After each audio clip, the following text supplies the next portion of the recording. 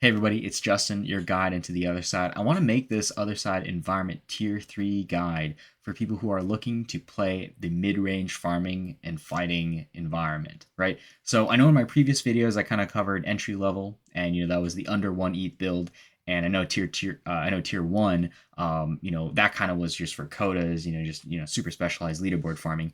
But tier 3, I think, is probably better for those who are looking for a lot more flexibility, and they have a bigger budget. They're closer to 1 ETH, maybe 1.5 ETH as well. So depending on your budget, but it's a little bit more flexible, and you're looking to do a lot more things than just have a jack of all trades, entry level build, right? So with that in mind, we're just gonna go jump right over to the Otherdeed, the gaming blog, right? So if you have a tier 3 vessel, keep in mind that you're gonna have to nest your Maras sequentially, right?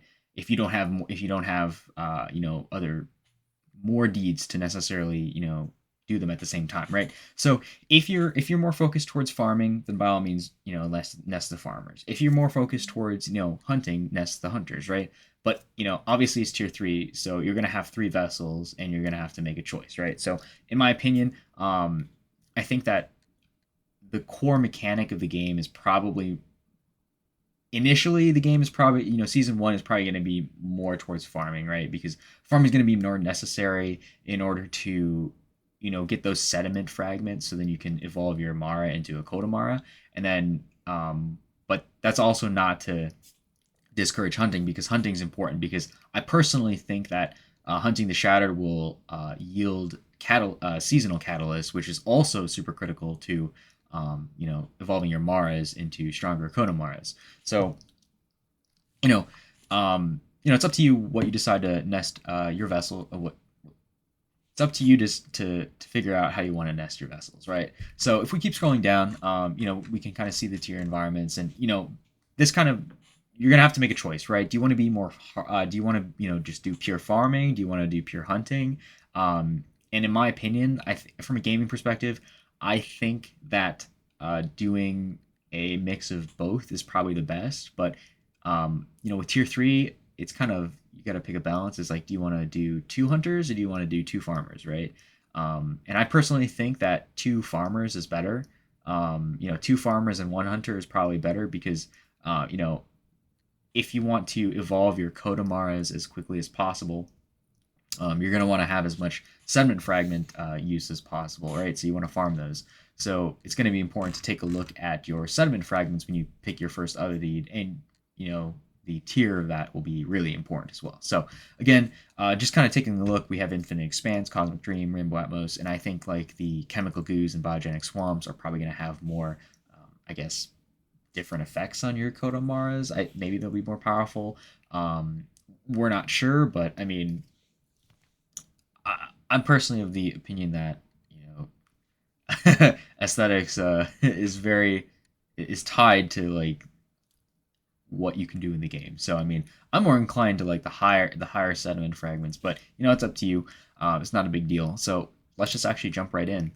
So we're just gonna try to build this as close to 1 ETH as possible, right? You can obviously stretch your budget to 1.5 if that's what you desire. Maybe with regards to aesthetic, or more resources or stuff like that. So we're just gonna keep it as close to 1 ETH as possible. It's just the tier 3 build. Again, this is not financial advice. This is just gaming analysis, and maybe what a speculation of what the meta could be right at the beginning of season 1. So we're just going to jump right in. We're going to actually put these traits at tier 3 with regards to environment tier. So in order to do this, we're going to go ahead and adjust this to 3. So we're going to put 3 here. We're going to put 3 here. And this will just show us everything with regards to environment tier 3. And I know this isn't necessary for everybody, but I do want to keep emphasis on like the obelisk pieces, right? Because it's still something that's available to a lot of people, and it won't necessarily affect the price too much. I would like to probably pick up as many obelisk pieces as possible, because that allows your Otherdeed to be eligible for that second tranche of 100,000 Otherdeeds. So if you participate in all the events, contribute to the development of Otherside, then by all means you can take advantage of just another Otherdeed, right? So I'm not necessarily sure when that's going to come out, but there's no downside necessary to checking these boxes. So just other than it cuts out some options for you, but by all means, I think another deed is probably better than a couple of resources. So we have a pretty wide array of choices here. And I'm personally inclined, if I'm picking a farmer build, I'm probably going to try to choose as many. I'm going to try to pick as many resources as possible. So I'm just going to kind of look for, lands that have, two or more resources. So I'm just going to ignore this one. I'm just going to take a look. Hey, this one's got 3, right? That seems like a pretty nice deal compared to the rest of the market. Maybe you don't necessarily like the aesthetics, so by all means you don't have to choose that. But I'm just going by a pretty general guidelines here. So, we can take a look at what the Otherdeed offers us by just clicking the details page. And here we can see, it has a tier 1 petrified, it has a tier 1 nether, it has a tier 2 nether, and I'm personally of the opinion that the tier of the resource also kind of determines how fast you can accumulate that resource if you allocate a farmer towards that, right? So if you have we were already told in the gaming blog that the sediment tier affects how fast you can get sediment fragments. So I would think that logically applies to the resource as well, but that's not confirmed yet, so that's just speculation. So keep that in mind. Take it with a grain of salt. So here we can kind of see everything about the Otherdeed, right? So it's held for 4 months. It's this is the ID. It's about 0.4211 ETH, so about $769. It was listed 2 days ago, and the floor price is about 14% above the floor. So we can kind of see, hey, this one's not that. You kind of get it. You have to pay that premium. You're paying a 14% premium off on top of the floor in order to get tier 3, in order to get 3 resources, in order to get I'm just kind of taking a look at the sediment here. It's a Rainbow Atmos sediment. It's only sediment tier 1, but it also has the Coda Origins and the I think it also has the first trip as well, but maybe I'm not sure here.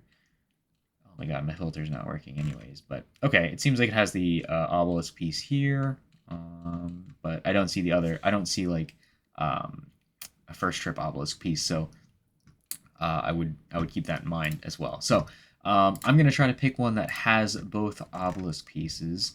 So I'm going to go ahead and just see. I don't know why it's not showing it, but anyways, we can take a look at another deed and kind of do a little bit of analysis on it. So hey, the more that we go up, the higher in price that it goes.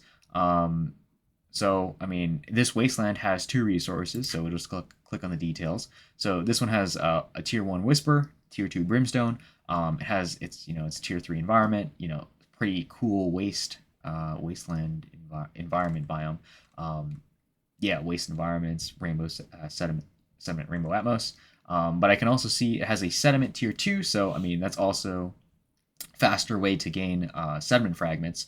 And then we can also see it has the Coda Origins obelisk piece and the first trip obelisk piece. So if you're looking for that airdrop, not airdrop necessarily, but the second tranche of Otherdeeds, especially if you're contributing and playing the game, then by all means try to get as many pieces as possible. So I'm just gonna go ahead and just add this to the cart, mainly because I'm just looking to build that, build that tier 3, right? So currently we're sitting at 0.4211 ETH, and we're gonna go ahead and click on my watch list, and I have vessels right away.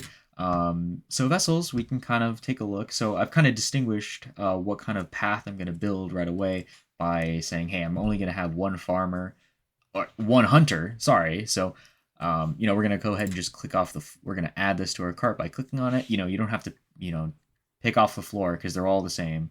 And then instead of scrolling down endlessly, I'm going to go ahead and just click farmer. And, I'm just going to click on this floor here. I'm going to choose 2 farmers and 1 hunter, right? So if you click on your cart here, you can kind of see, hey, this cart actually has, actually, I'll just go for the cart first. So this cart has our Otherdeed, and it has 1 farmer and 2, it has 1 hunter and 2 farmers, right? So this comes to a grand total of about 1.05 ETH, right? So we're basically at 1 ETH. More or less in terms of volatility, right? You can go up, go down. But yeah, in terms of like a tier 3, we have 3 slots. We're utilizing them totally effectively because we're gonna put we're gonna put 2 farmers on. In terms of like gameplay, you can allocate 1 farmer towards farming those sediment fragments, so then you can, evolve the rest of your vessel, rest of your Mars into Dakota Mars. You can use the second farmer in order to farm resources, or you can just keep farming the sediment. It's up to you. And then with the hunter, you can always have that hunter on the side fighting the shattered, so that you can get those shattered rewards. And my personal speculation is the shattered rewards are, one of three, maybe one or more, a combination of three things: resources being the first thing, the second thing being seasonal catalyst, and the third thing being unearthed artifacts, depending on how high you are on the leaderboard, right? So, with regards to that, this is more of a farmer heavy build, and that's the beauty of Otherside. You can build however you want. So if you decide, hey, I don't necessarily want to be farming as much as possible, mainly because maybe your resources, maybe you don't want to more on the resource that you have, and you kind of want to just do leaderboard stuff. You can just sell your vessels. You can just sell your farmers and just replace them with hunters, right? And then you can just do that instead, right? Or you can just do it the opposite way as well. You can just go full farming or anything like that. So this isn't necessarily like your end all be all. You don't have to stick with this for the entire like season or stuff like that. You can change it however you want. But again, it's gonna the meta is gonna change, of course. There's gonna be multiple things to do. Especially as like the GOR comes around, and so future gameplay, kind of gets it changes based off of everything really. So that's just kind of my basic guide on building tier 3. You can build it however you want. This is just kind of my basic guide for something closer to about 1 ETH, and you're just not trying to be that entry level jack of all trades, 0.75 ETH tier 2. This is just kind of that tier 3, and provides you a lot more flexibility with regards to that. So hey, if you found anything in this video interesting or useful, definitely hit that like and subscribe button. I'm always here to build more content out. But otherwise, you can always find me in the Otherside wiki Discord. I'm always there. You can always find me. But I'm gonna sign off.